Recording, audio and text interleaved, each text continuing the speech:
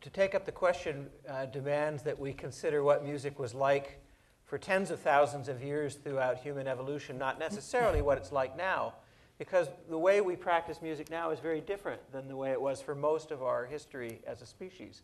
Now, we have a class of experts that make music for the rest of us. But that was almost never the case throughout human history. And in fact, in most cultures of the world, it's not the case now. Music historically was participatory. Everybody joined in, and it was almost always accompanied by dance. It was music dance. Indeed, in most of the world's languages today, there's no distinction between the two words. There's a single word representing music dance because the languages, there was never a time when a speaker of the language had to refer to one without referring to the other. So we're talking about music dance. We're talking about something that was participatory. And I think that this really gets to an even larger question of why we have artistic expression. And as Rebecca was talking about theory of mind, the idea that I can recognize that maybe the thoughts that you hold and the beliefs and the desires you hold may be different from mine. There's now adequate evidence that there were particular changes, evolutionary changes to the human brain, the brain of Homo sapiens, that gave our early ancestors, maybe around 150,000 years ago, probably due to some changes in the prefrontal cortex and connections with other areas, an ability to recognize that my thoughts are not the same as yours, theory of mind. With that comes a desire to communicate.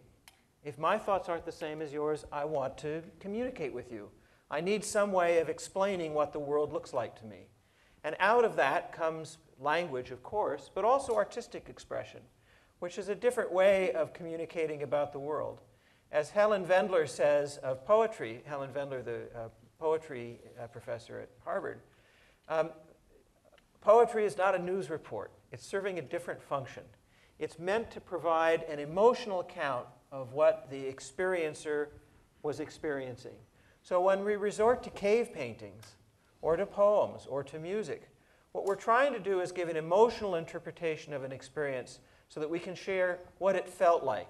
Not necessarily the particulars, oh, he did this, and then he did that, and he was wearing this, and he walked this way, but what it really felt like. Emotional communication has been an important part of social experience and interaction, not just for our species, but for all primates. Primates are manifestly social species. So art, the drive towards art, I think, owes to this early evolutionary change. And as Mike has pointed out in his book, Human, there's probably an evolutionary reason why we're drawn towards art. Take the case of fiction. Mike has a very nice passage where he poses the rhetorical question. You'd think, since truth is so important for survival, we'd all be attracted towards truthful things, not fictional things. Why in the world would you want to engage in fictional thinking? Do you want to take it up from here? No, this is great.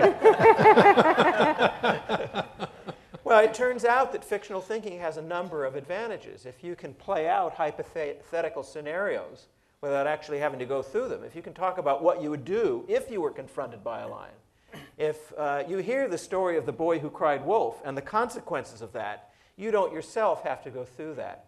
The kind of flexible cognition that allowed our ancestors to entertain these hypothetical scenarios, share them in metaphorical ways and in emotional ways, was the kind of thinking that allowed them to be mentally flexible and to face a wide variety of different circumstances. When we left the shelter of the trees as a species and went out on the savanna, we had a lot more threats from predators. We had to find new sources of food. It required mental agility, physical and emotional agility that was part and parcel of this drive towards artistic expression.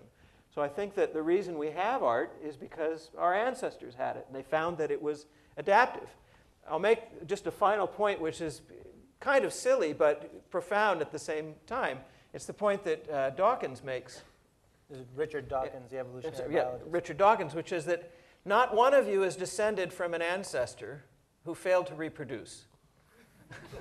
You can go back as far as you want in your family tree, and in a direct line, every one of your ancestors was healthy enough and attractive enough to find a mate at least once and reproduce at least once. And that means that you've inherited a kind of a genetic set that's been proven. You were all the winners of some kind of genetic arms race for the best genes. We are all the winners, and what worked for our ancestors was passed down to us.